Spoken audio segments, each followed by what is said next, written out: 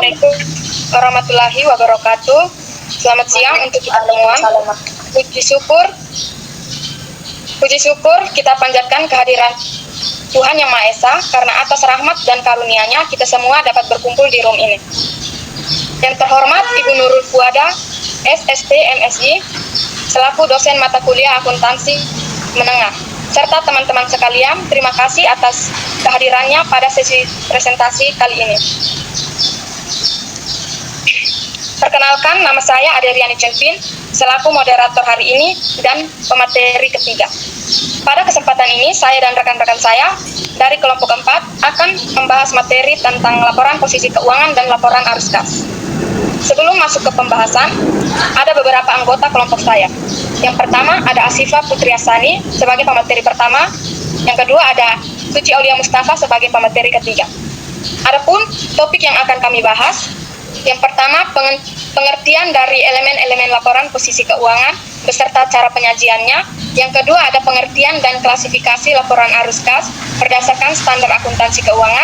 Yang ketiga ada tujuan serta manfaat laporan posisi keuangan dan laporan arus kas dalam menilai kinerja keuangan dan suatu entitas. Baik, tanpa berlama-lama untuk mengefisienkan waktu, kita langsung mulai. Kepada pemateri pertama, Asifa Putri Asani, saya persilahkan. Baik, terima kasih atas kesempatan yang telah diberikan. Jadi, di sini ada latar belakang dari pembahasan kita, yaitu laporan keuangan ini berfungsi untuk memberikan informasi tentang posisi keuangan, kinerja, dan perubahan posisi keuangan suatu entitas. Dua laporan utama yang penting adalah laporan posisi keuangan atau yang biasa kita sebut dengan neraca, dan laporan arus kas. Nah, mengapa kedua laporan ini sangat penting? Karena kedua laporan ini memberikan gambaran yang menyeluruh mengenai kondisi keuangan dan kemampuan suatu entitas dalam mengelola sumber daya keuangan. Nah, adapun laporan posisi keuangan ini menunjukkan aset, liabilitas, dan ekuitas pada suatu waktu tertentu, sehingga membantu menilai kemampuan perusahaan dalam memenuhi kewajiban dan mengelola sumber daya. Terus adapun laporan arus kas, yaitu menampilkan arus kas masuk dan keluar selama periode tertentu untuk menilai kemampuan perusahaan menghasilkan kas serta menilai likuiditas dan solvabilitasnya. Keduanya saling melengkapi dalam memberikan gambaran menyeluruh mengenai kondisi keuangan perusahaan dan menjadi dasar penting bagi pengambilan keputusan ekonomi. Ada pengertian dari laporan posisi keuangan, yaitu laporan yang memuat posisi aset, liabilitas, dan ekuitas suatu entitas pada tanggal tertentu. Nah, kegunaannya untuk menilai resiko-resiko entitas dan arus kas masa depan. Nah, maksudnya laporan keuangan memprediksi apakah perusahaannya aman atau berisiko dan apakah keuangannya bisa tetap masa depan. Adapun tujuan dari pengguna laporan posisi keuangan menggunakan laporan ini untuk mengevaluasi struktur pendanaan perusahaan. Nah, maksudnya ini menilai seberapa sehat komposisi antara utang dan modal dalam membiayai kegiatan perusahaan. Dan kedua ada menganalisis likuiditas, yaitu maksudnya menilai apakah perusahaan ini mampu memenuhi kewajiban jangka pendeknya dengan aset lancar yang ia miliki. Terus yang ketiga ini menilai solvabilitas. Ini kurang lebih sama dengan menganalisis likuiditas. Sama bedanya, kalau untuk menilai solvabilitas ini menilai apakah perusahaan mempunyai kekuatan finansial jangka panjang yang cukup untuk jangka panjang yang cukup untuk melunasi seluruh utangnya dengan aset yang dimiliki. Terus yang keempat atau yang terakhir yaitu menilai fleksibilitas keuangan. Berarti menilai apakah perusahaan ini mampu untuk mendapatkan atau menyesuaikan dana saat menghadapi perubahan atau kebutuhan mendadak. Nah, keterbatasan. Nilai aset sering didasarkan pada biaya historis, tidak mencerminkan nilai pasar. Aset tak berwujud internal seperti merek tidak diakui, dan beberapa pos bergantung pada estimasi manajemen. Nah, maksudnya neraca ini tidak selalu menunjukkan nilai sebenarnya dari kekayaan perusahaan, karena masih ada unsur biaya lama atau hal-hal yang tidak terlihat dan estimasi manusia di dalamnya. Terus ada elemen laporan posisi keuangan. Yang pertama aset, sumber daya ekonomi yang memberi manfaat masa depan. Yang kedua liabilitas, kewajiban entitas akibat peristiwa masa lalu. Dan yang ketiga ekuitas atau selisih antara aset dan liabilitas hak pemilik. Sekian presentasi materi dari saya. Untuk berikutnya saya serahkan kepada moderator. Baik, terima kasih kepada Asifa Putri Asani yang telah memaparkan materi. Selanjutnya, materi akan disampaikan oleh Suci Aulia Mustafa. Kepada Suci Aulia Mustafa, saya persilahkan. Baik, terima kasih kepada pemateri pertama. Sekarang saya akan melanjutkan ke bagian selanjutnya yang membahas tentang klarifikasi dalam laporan posisi keuangan. Menurut PSAK 1 Revisi 2013, penyajian laporan keuangan mengharuskan setiap entitas untuk mengklarifikasikan asetnya menjadi dua, yaitu aset lancar dan aset tidak lancar. Aset dikatakan lancar jika memenuhi salah satu dari 4 kriteria berikut. Pertama, dapat direalisasikan atau digunakan dalam siklus operasi normal. 2, dimiliki untuk diperdagangkan. 3, akan diterrealisasi dalam waktu 12 bulan setelah periode pelaporan. 4, berupa kas atau setara kas yang tidak dibatasi penggunaannya. Artinya, aset lancar itu adalah sumber daya yang cepat berubah menjadi uang tunai digunakan untuk kegiatan dalam waktu 1 tahun. Contohnya seperti kas, piutang, persediaan, investasi jangka pendek, dan biaya dibayar di muka. Bila kategori di atas dikelar lancar. Contohnya adalah investasi jangka panjang, aset tetap seperti tanah dan bangunan, aset tak berwujud seperti hak cipta atau paten, serta aset yang lain yang bersifat jangka panjang. Jadi secara sederhana, aset lancar berumur pendek sedangkan aset tidak lancar berumur panjang. Selanjutnya, PSAK juga mengatur klarifikasi liabilitas jangka pendek. Liabilitas atau kewajiban disebut jangka pendek jika memenuhi salah satu kondisi berikut. Pertama, akan diselesaikan dalam siklus operasi normal. 2, dimiliki untuk tujuan perdagangkan. 3, jatuh tempo dalam waktu 12 bulan setelah periode pelaporan. Atau 4, tidak memiliki hak tanpa syarat untuk menunda penyelesaian kewajiban selama lebih dari 12 bulan. Contoh liabilitas jangka pendek adalah utang usaha, biaya akrual,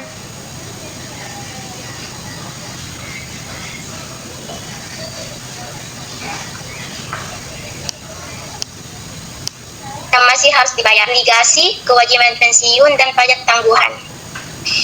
Namun jika utang jangka panjang akan jatuh tempo dalam waktu 12 bulan setelah periode laporan keuangan, maka harus dipindahkan menjadi liabilitas lancar. Jadi intinya perbedaan utamanya terletak pada jangka waktu penyelesaian kewajiban. Next slide.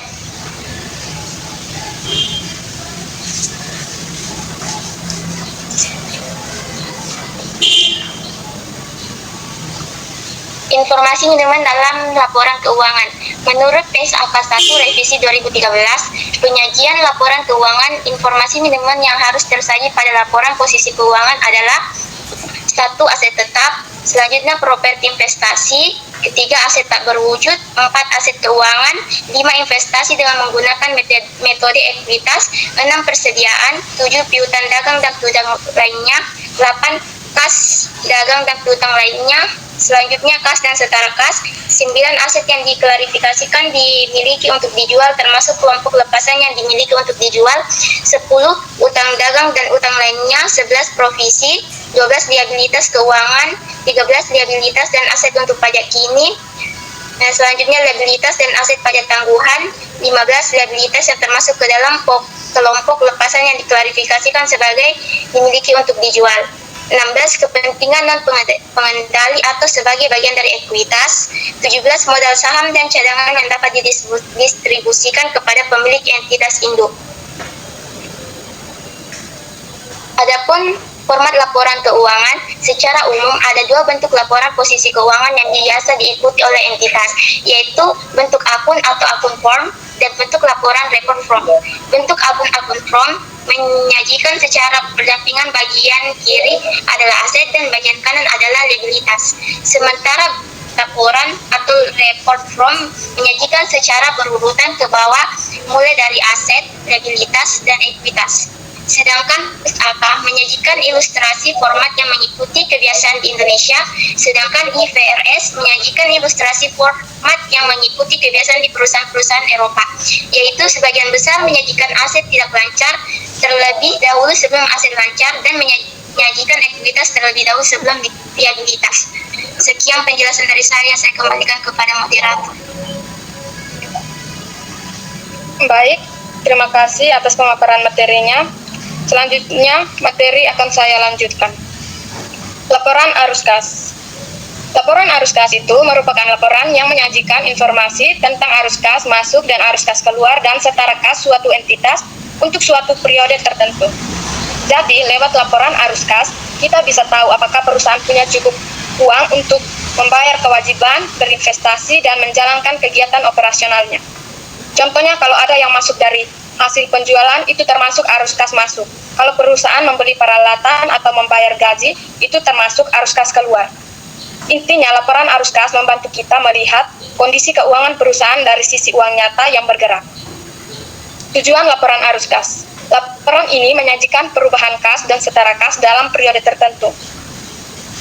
Jadi, kita bisa tahu dari mana yang masuk dan kemana uang keluar. Yang kedua, laporan ini membantu menilai kemampuan entitas menghasilkan kas, struktur keuangan, likuiditas dan solvabilitas, dan kualitas laba. Serta melihat apakah laba yang diperoleh benar-benar mencerminkan kondisi keuangan yang sehat. Kas dan setara kas. Yang pertama, kas saldo, kas, dan rekening giro. Yang kedua ada setara kas, investasi sangat liquid dan jangka pendek, biasanya kurang dari 3 bulan, yang mudah dikonversi menjadi kas, misalnya deposito jangka pendek. Yang ketiga ada saham tidak termasuk setara kas karena risiko nilai yang fluktuatif. Menurut PSAK, ada 3 klasifikasi dalam arus kas. Yang pertama, aktivitas operasi adalah aktivitas penghasilan utama, pendapatan entitas, dan aktivitas lain yang bukan merupakan aktivitas investasi dan pendanaan. Contohnya, arus kas masuk dari penjualan barang dan jasa, penerimaan royalti atau komisi pendapatan bunga, atau dapat juga masuk di aktivitas investasi dan dividen yang diterima atau dapat juga masuk di aktivitas investasi. Arus kas keluar untuk pembayaran pemasok, pegawai, pajak, dan bunga pinjaman atau dapat juga masuk di aktivitas pendanaan. Maksudnya menunjukkan beberapa besar kas yang dihasilkan dari kegiatan sehari-hari perusahaan. Yang kedua ada aktivitas investasi. Adalah aktivitas berupa perolehan dan pelepasan aset jangka panjang serta investasi lain yang tidak termasuk setara kas. Contohnya, arus kas masuk dari penjualan aset tetap, penjualan aset tak berwujud, penjualan saham atau instrumen utang entitas lain, penerimaan dari pembayaran pinjaman yang diberikan kepada entitas lain. Arus kas keluar untuk pembelian aset tetap, pembelian aset tak berwujud, pembelian investasi saham atau instrumen utang entitas lain. Pengeluaran untuk pembelian pinjaman kepada entitas lain. Ini menunjukkan bagaimana perusahaan menggunakan uangnya untuk investasi jangka panjang. Yang ketiga ada aktivitas pendanaan. Aktivitas pendanaan adalah aktivitas yang mengakibatkan perubahan dalam jumlah serta komposisi kontribusi modal dan pinjaman entitas. Contohnya, arus kas masuk dari menerbitkan saham, menerbitkan instrumen uang, instrumen utang. Arus kas keluar untuk membeli kembali saham atau saham treasury, membayar utang atau pinjaman, membayar dividen kepada pemegang saham, atau dapat juga di aktivitas operasi. Maksudnya menggambarkan dari mana perusahaan mendapat dana dan bagaimana dana itu dikembalikan. Next slide. Next.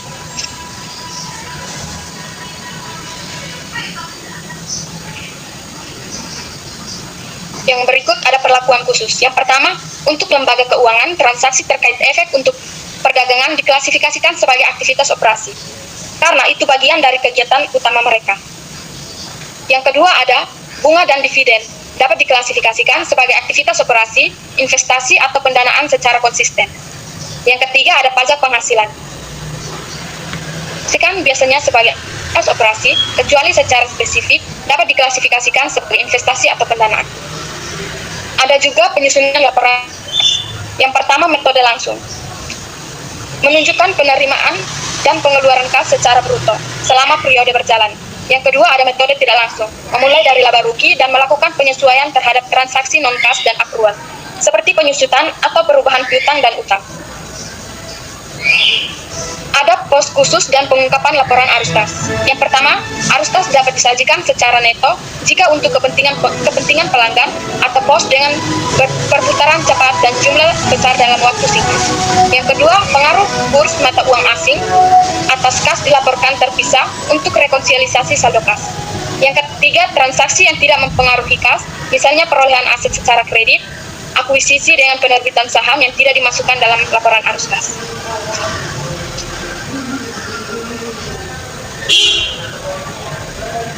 Baik, itulah materi yang telah kami sampaikan. Sekarang kita masuk ke sesi tanya jawab. Bagi teman-teman yang memiliki pertanyaan, dipersilahkan untuk menyampaikan. Kami memberi 3 kesempatan bagi 3 penanya.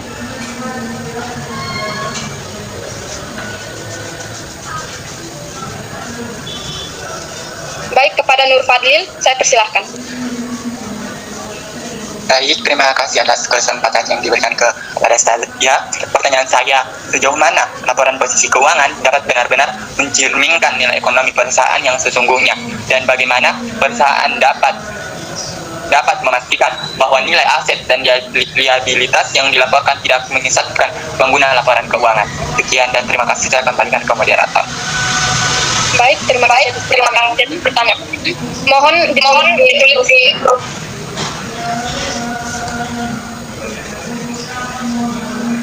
Baik, kepada Sofia. Terima kasih atas pertanyaan. Langsung saja pertanyaan, bagaimana cara mempertahankan perusahaan layak dapat pinjaman akan kedua laporan tersebut. Baik, terima kasih. Mohon ditulis di grup. Baik, kepada silakan. Terima kasih atas pertanyaan saya adalah bagaimana ini terhadap implementasi keuangan pemerintah.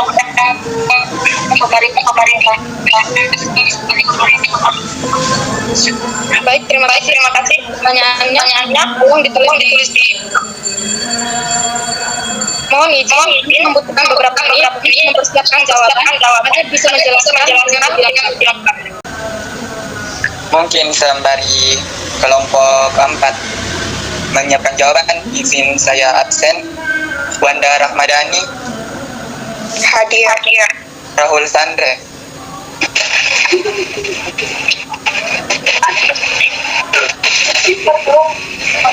Nur Fadlil hadir. Tati Angrelia, Hadir. Nur Isabian, Hadir. Putri, Hadir. Selvi, Agung Wirawicaksana, Anissa, Hadir. Wiwit Claudia Utama Yusuf, Adriani Covin, Hadir. Andinya Amelia Amira, Asifa Putri Hasani, Hadir. Sulfa Salsabila Mukhtar, Hadir. Nabila, Andi Fitra, Hadir. Zacha Nur Aziza, Hadir. Nur Hikmah, Hadir. Rizky Nur Alisa, Hadir. Nusrawati Kasim, Hadir. Suci Aulia Mustafa, Hadir. Rizky Aulia Putri, Hadir. Hasni. Hadir. Baik, jadi yang tidak hadir itu 3 orang, ada Selvi, Agung Wirawicaksana, dan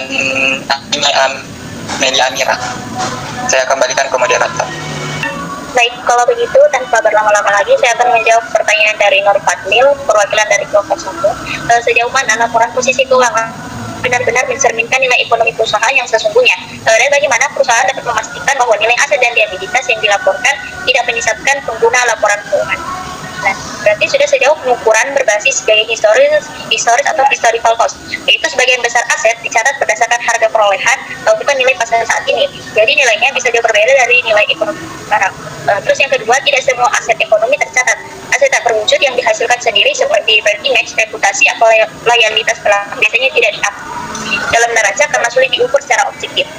Dan yang ketiga, adanya estimasi dan asumsi akuntansi. Beberapa pos seperti piutang tak tertagih, depresiasi atau penurunan nilai aset bergantung pada penilaian manajemen yang bisa saja tidak akurat. Terus bagaimana perusahaan memastikan nilai aset dan liabilitas agar tidak menyesatkan pengguna laporan? Jadi yang pertama itu untuk menerapkan prinsip akuntansi akuntansi yang berlaku umum atau PSAK atau IFRS. Standar akuntansi mengatur bagaimana aset dan liabilitas harus diukur, diakui dan diungkapkan agar informasi relevan dan andal. Yang kedua, menggunakan penilaian wajar. Untuk aset tertentu seperti investasi keuangan, properti investasi atau aset biologis, penggunaan fair value dapat mencerminkan nilai ekonomi yang lebih aktual. Dan yang terakhir, melakukan penilaian ulang dan uji atau impairment test. Perusahaan wajib menilai apakah nilai tercatat aset masih dapat dipulihkan. Jika tidak, dilakukan penurunan nilai agar laporan tidak menyesatkan. Baik, itu saja jawaban dari saya. Apakah jawaban diterima? Baik, terima kasih atas jawaban yang diberikan. Jawaban saya terima. Baik, terima kasih. Baik, saya akan menjawab pertanyaan dari Nur Afni Oktavia. Pertanyaannya, bagaimana cara menilai apakah sebuah perusahaan layak mendapat pinjaman menggunakan kedua laporan tersebut seperti laporan posisi keuangan dan laporan arus kas? Jadi, untuk menilai kelayakan perusahaan mendapat pinjaman menggunakan laporan posisi keuangan dan laporan arus kas dapat dilakukan dengan langkah berikut. Yang pertama, dari laporan posisi keuangan atau neraca. Analisis likuiditas dan solvabilitas seperti current ratio atau kemampuan bayar jangka pendek dan debit to equity ratio atau struktur modal. Pastikan perusahaan memiliki aset yang cukup untuk menjamin pinjaman. Yang kedua, dari laporan arus kas. Fokus pada arus kas operasi yang positif dan stabil yang menunjukkan kemampuan perusahaan menghasilkan kas untuk membayar utang. Jadi perusahaan layak mendapat pinjaman jika memiliki likuiditas dan solvabilitas sehat serta arus kas operasi positif yang cukup untuk memenuhi kewajiban pinjaman. Penilaian ini mencerminkan kemampuan bayar nyata dari sisi aset dan kas perusahaan. Apakah ada yang ingin menambahkan jawaban?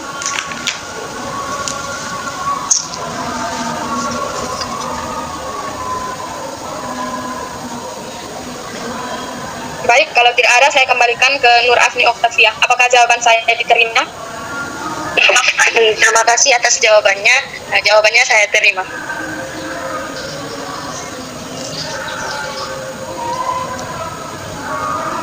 Baik, saya persilahkan ke Suci Aulia Mustafa untuk menjawab pertanyaan dari Hasni. Baik, saya akan menjawab pertanyaan dari saudari Hasni. Jawaban soalnya adalah bagaimana krisis mempengaruhi kepercayaan publik terhadap institusi keuangan dan pemerintahan. Jawabannya, pengaruh krisis terhadap kepercayaan publik terhadap institusi keuangan dan pemerintahan merupakan peristiwa yang dapat mengguncang stabilitas sistem keuangan dan pemerintahan suatu negara. Dampak yang paling nyata dari krisis bukan hanya pada penurunan kondisi ekonomi, tetapi juga pada hilangnya kepercayaan publik terhadap institusi keuangan dan pemerintah. Kepercayaan masyarakat merupakan fondasi penting dalam menjaga stabilitas ekonomi dan sosial, sehingga ketika kepercayaan itu menurun, proses pemulihan ekonomi menjadi semakin sulit. Pertama, dampak terhadap institusi keuangan. Krisis seringkali menyebabkan gagalnya lembaga-lembaga keuangan seperti bank, perusahaan investasi, dan lembaga pembiayaan dalam memenuhi kewajiban mereka kepada masyarakat. Ketika masyarakat mendengar kabar tentang bank atau simpanan nasabah, timbul rasa takut dan panik. Akibatnya, banyak masyarakat melakukan penarikan dana besar-besaran atau rush money yang justru memperburuk situasi keuangan nasional.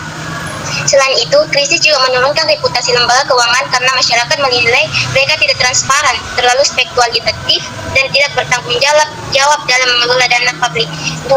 Dampak terhadap pemerintah. Krisis ekonomi juga berdampak langsung terhadap kepercayaan masyarakat kepada pemerintah. Pemerintah dianggap gagal menjaga stabilitas ekonomi, tidak mampu mengendalikan inflasi. Ketika kebijakan yang dikeluarkan tidak berpihak kepada masyarakat kecil atau terkesan hanya menguntungkan kelompok tertentu, maka legitimasi dan kepercayaan terhadap pemerintah akan menurun. Dalam beberapa kasus seperti krisis moneter tahun 1998 di Indonesia, krisis kepercayaan ini bahkan berujung pada perubahan kepemimpinan nasional akibat tekanan dari masyarakat. 3. Dampak jangka panjang. Hilangnya kepercayaan publik memiliki efek jangka panjang terhadap perekonomian. Masyarakat menjadi enggan menabung dan berinvestasi, dan lebih memilih menyimpan uang dalam bentuk tunai atau aset fisik seperti emas. Akibatnya, perputaran uang di sektor ekonomi menurun dan proses pemulihan ekonomi berjalan lambat. Selain itu, krisis kepercayaan juga dapat menimbulkan skeptisisme publik terhadap kebijakan pemerintah di masa depan, sehingga setiap kebijakan ekonomi seringkali diragukan efektivitasnya. 4. Upaya pemulihan kepercayaan. Untuk mengembalikan kepercayaan publik, pemerintah dan lembaga keuangan perlu melakukan beberapa langkah strategis seperti menjamin keamanan simpanan masyarakat melalui lembaga penjamin, contohnya lembaga penjamin simpanan atau LPIS. 2. Meningkatkan transparansi dan akuntabilitas dalam pengelolaan keuangan negara dan perbankan. 3. Melakukan reformasi kelembagaan agar pengawasan terhadap sektor keuangan lebih ketat dan profesional. 4. Menyusun kebijakan ekonomi yang stabil dan berpihak kepada rakyat, serta menjalin komunikasi publik yang jujur dan konsisten agar masyarakat merasa dilibatkan. Kesimpulan, secara keseluruhan, krisis ekonomi tidak hanya menguji kekuatan sistem keuangan dan kebijakan ekonomi, tetapi juga menjadi ujian terhadap kepercayaan publik. Ketika kepercayaan masyarakat hilang, maka seluruh sistem ekonomi akan melemah. Oleh karena itu, membangun dan menjaga kepercayaan publik merupakan hal yang sangat penting bagi keberlangsungan stabilitas ekonomi dan pemerintahan di masa mendatang. Dan sekian dari jawaban saya kembalikan kepada moderator. Baik, apakah ada yang ingin menambahkan jawaban?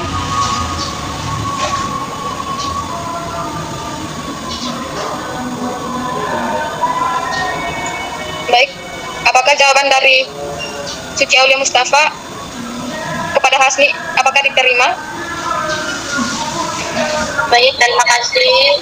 Saya rasa jawaban sudah cukup. Baik, terima kasih. Baik, karena semua pertanyaan sudah terjawab, selanjutnya kita akan melihat hasil kerja dalam bentuk Excel. Kepada pemateri 1, saya persilahkan.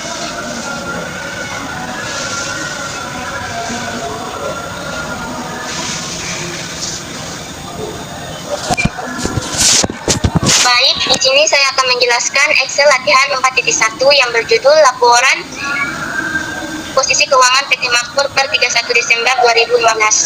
Pada bagian atas tabel terdapat data saldo Makmur yang masih dalam bentuk saldo-saldo akun.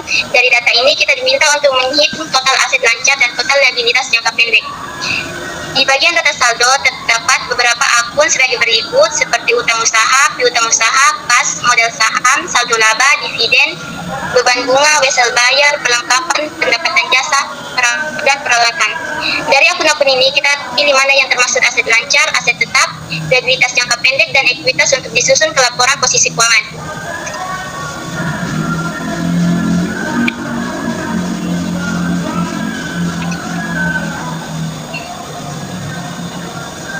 Di sini ada aset lancar, akunnya seperti kas sebesar 22.000.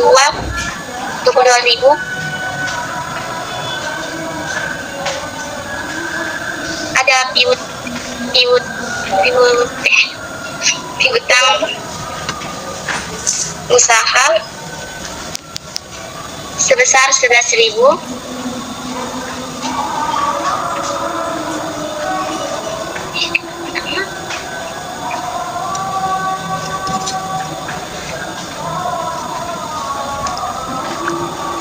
Ada perlengkapan sebesar 2.000.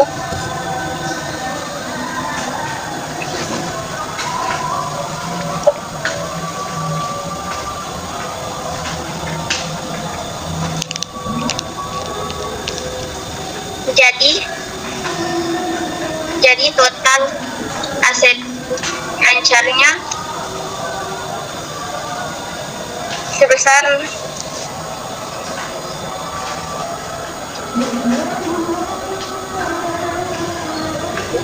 35.000. Berikutnya kita lanjut ke liabilitas.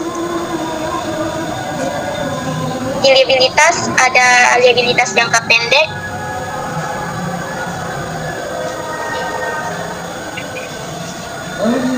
seperti utang usaha sebesar 4.000.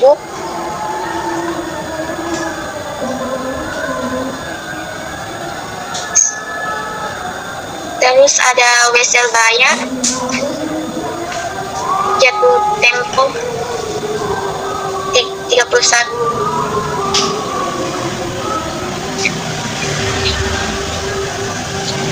Jatuh tempo sebesar 120.000.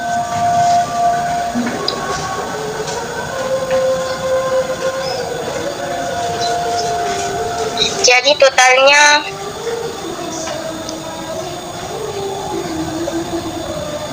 Jadi total liabilitas jangka pendeknya 124.000.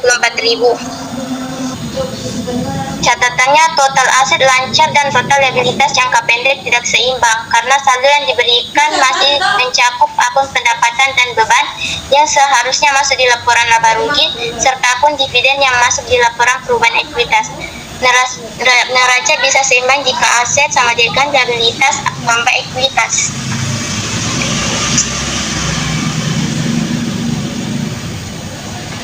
Sekian penjelasan saya kembalikan kepada moderator. Baik, soal yang kedua akan dikerjakan oleh Hasifah Putri Asani. Saya persilakan.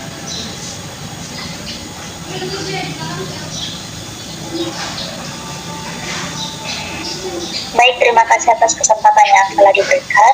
Jadi di sini ada soal latihan 4.2 yang dimana kita harus membetulkan laporan ini menggunakan metode langsung. Nah, di soal ini sebenarnya untuk nominalnya sendiri ini sudah benar, tapi kita harus mencatat menggunakan metode langsung. Karena ini laporan arus kas yang dimana laporan arus kas itu terbagi jadi 3 kelompok, yaitu arus kas aktivitas operasi, investasi, dan pendanaan. Maka kita harus menguraikan akun-akun yang ada di soal ini. Kita harus bisa uraikan mana yang masuk ke dalam arus kas aktivitas operasi, investasi, ataupun pendanaan. Nah, jadi untuk kelompok pertama ada arus kas aktivitas operasi. Penerimaannya. Nah, untuk arus kas aktivitas operasi sendiri itu adalah arus kas yang menunjukkan kegiatan utama dari perusahaan. Nah, sebenarnya yang masuk ke dalam arus kas aktivitas operasi itu penjualan barang dan jasa, penerimaan royalti atau komisi, pendapatan bunga. Ini pendapatan bunga juga bisa masuk ke dalam aktivitas investasi. Terus dan dividen yang diterima. Dividen diterima ini juga bisa masuk ke dalam aktivitas investasi. Jadi kita lihat di soal ini mana yang termasuk ke dalam penerimaan arus kas aktivitas operasi. Nah, yang masuk ke dalam arus kas aktivitas operasi di sini penerimaan kas dari pelanggan itu sebesar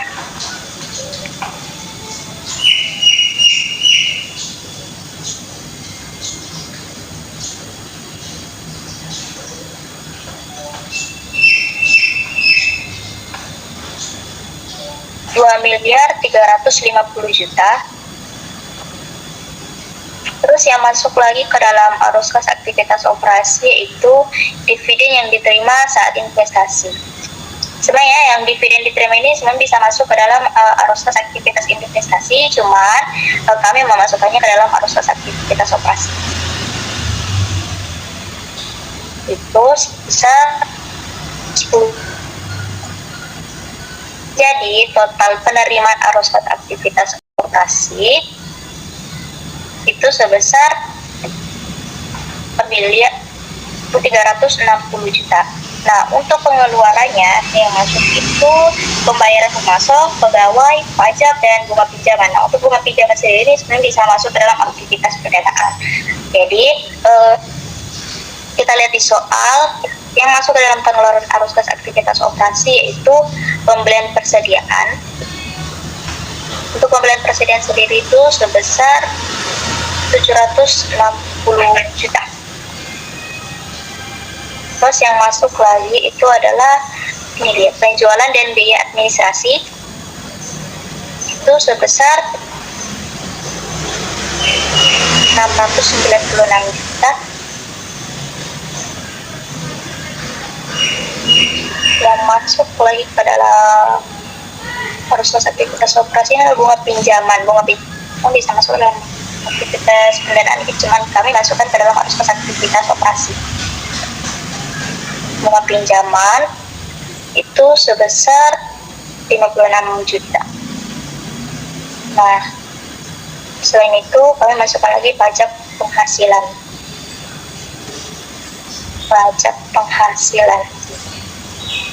Nah, pajak penghasilan itu sebesar 124 juta. Jadi total pengeluarannya itu sebesar 1.636 juta. Untuk pengeluaran tuh harus di minus ya teman-teman. Jadi untuk total penerimaan dan pengeluarannya dari arus kas aktivitas operasi yaitu sebesar 724 juta. Nah, untuk kelompok kedua yaitu arus kas aktivitas operasi, yaitu arus kas yang digunakan untuk membeli atau menjual aset jangka panjangnya. Nah, untuk penerimaannya yaitu penjualan aset tetap, penjualan aset tak berwujud, penjualan saham atau instrumen uang entitas lain, penerimaan dari pembayaran pinjaman yang diberikan kepada entitas lain. Jadi kita lihat di soal yang masuk ke dalam penerimaan arus kas aktivitas investasi yaitu penjualan bangunan. Ya. Karena ini termasuk penjualan aset tetap ya teman-teman. Penjualan bangunan sendiri ini sebesar 800 juta. Nah, kita lihat lagi untuk penerimaan dari arus kas aktivitas. Kita masuk ke dalam pengeluarannya. Pengeluarannya yang masuk adalah pembelian peralatan. Ini ya, pembelian peralatan. Untuk pembelian peralatan sendiri itu sebesar 435 juta. Jadi untuk total arus kas aktivitas investasi sebelumnya untuk yang pengeluaran itu di minus ya. Jadi total arus kas aktivitas investasi yaitu 365 juta. Dan kelompok ketiga ada arus kas aktivitas pendanaan menunjukkan arus kas yang berasal dari transaksi dengan pemilik atau kreditur. Nah, untuk arus kas aktivitas pendanaan itu yang maksudnya menerbitkan saham atau menerbitkan instrumen utang. Jadi kita lihat di soal yang masuk dalam penerimaan arus kas aktivitas pendanaan yaitu ini penerimaan dari penerbitan saham itu sebesar 1.400.000.000 juta. Nah, untuk pengeluarannya yang masuk itu adalah pembayaran wesel bayar jangka panjang. Nah, untuk pembayaran wesel jangka panjang sendiri itu sebesar 2 miliar. Nah, lagi yang masuk ke dalam pengeluaran itu ada dividen tunai. Untuk dividen tunai itu sebesar 175 juta. Jadi total pengeluarannya 2.175 juta. Jangan lagi minus. Jadi untuk arus kas bersih aktivitas pendanaan yaitu sebesar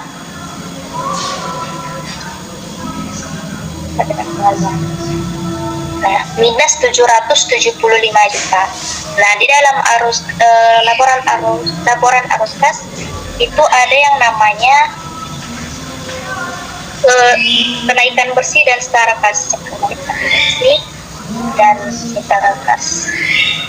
Nah, untuk kenaikan bersih dan setara kas itu yang masuk adalah jumlah dari arus kas aktivitas pendanaan ditambah dengan arus kas aktivitas investasi ditambahkan lagi dengan arus kas aktivitas pendanaan itu sebesar 314 juta. Terus di soal itu ada saldo kas pada tanggal 1 Januari. Nah, untuk saldo kasnya berarti kita catat di bawah kenaikan saldo kas pada tanggal 1 Januari. Di soal itu saldo kasnya dia sebesar 175 juta. Nah, untuk karena ini soalnya sudah benar, di soalnya sudah benar, kita harus pastikan di saldo akhir ini nilainya 489 juta. Kita harus pastikan di jawaban kita itu jawabannya harus sama dengan yang ada di soal. Jadi untuk saldo kas akhirnya, kita lihat saldo kas akhir itu kita bisa jumlahkan dengan 314 juta ini ditambah dengan 175 juta. Hasilnya 489, itu sama dengan yang ada di soal. Jadi sekian penjelasan soal dari saya kembalikan kepada moderator.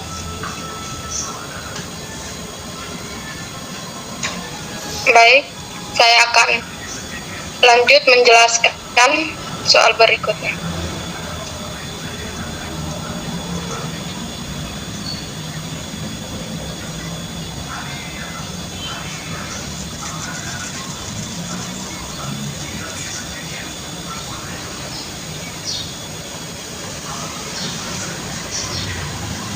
Baik, saya akan menjelaskan soal 4.3.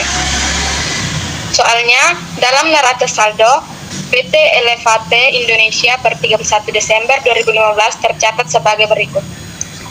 Utang 240 juta, liabilitas pensiunan 375 juta, potongan utang obligasi 20 juta, uang muka dari pelanggan 41 juta, utang obligasi 400 juta, pembayaran upah 27 juta, bunga utang 12 juta, utang pajak penghasilan 29 juta. Pertanyaannya, siapkanlah neraca untuk bagian liabilitas jangka panjang. Jadi, yang termasuk dalam liabilitas jangka panjang yaitu yang pertama ada liabilitas pensiunan,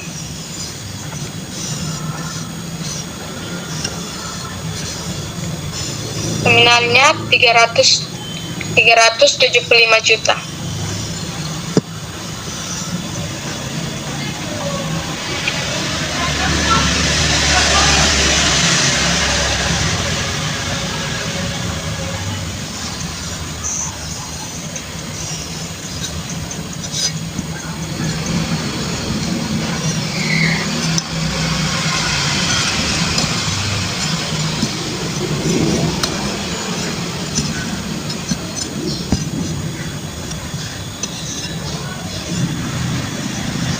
Yang kedua ada potongan utang obligasi.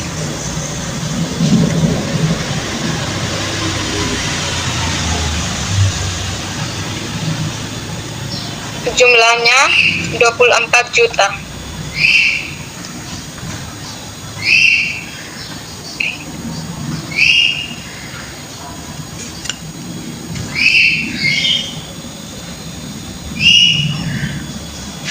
Yang ketiga ada utang obligasi.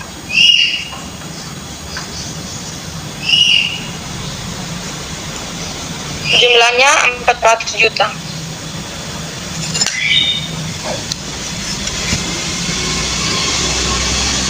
Jadi, potongan utang obligasi itu dikasih kurang.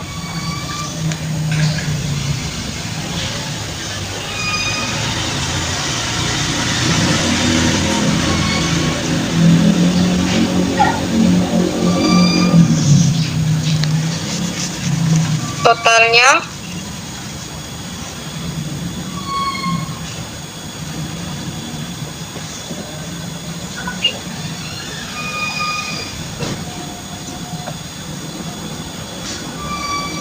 jadi totalnya 751 juta. Baik, soal berikutnya. Perusahaan minimum Visa Kua melaporkan transaksi-transaksi berikut di akhir tahun.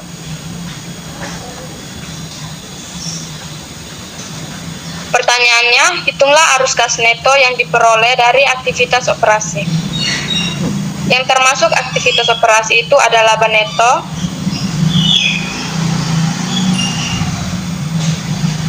dengan nominal 40 juta. Yang kedua ada beban penyusutan,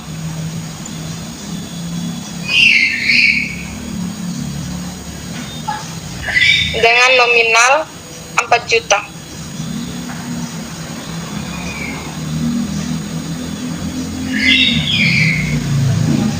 Yang ketiga ada peningkatan piutang,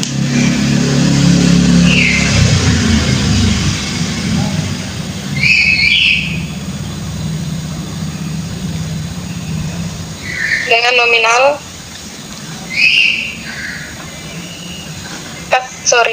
peningkatan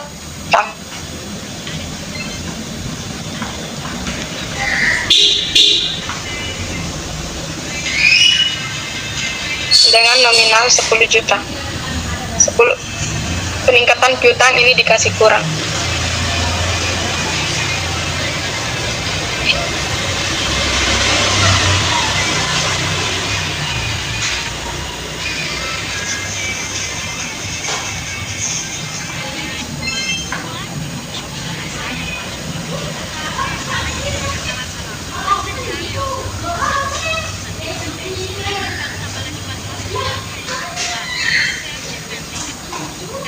Selanjutnya ada peningkatan utang.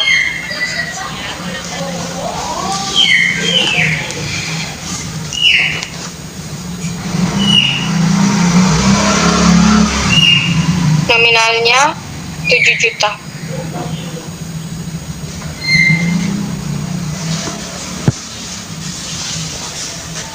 Jadi total arus kas operasi sebesar